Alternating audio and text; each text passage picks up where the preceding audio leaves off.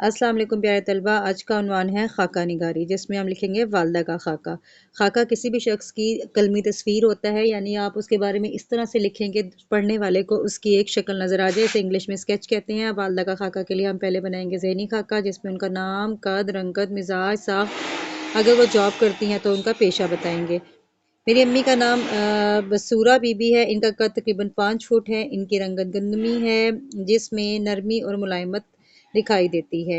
उनके चेहरे की बनावट सीधी और साफ है और चेहरे पर हल्की रोशनी जैसा एहसास होता है।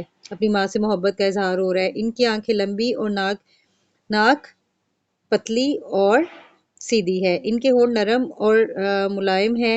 चेहरे का मजमूई तासुर खामोश, नरम और संजीदा सा महसूस होता है, जैसे वो बगैर बात हुए समझने वाली शख्सियत है।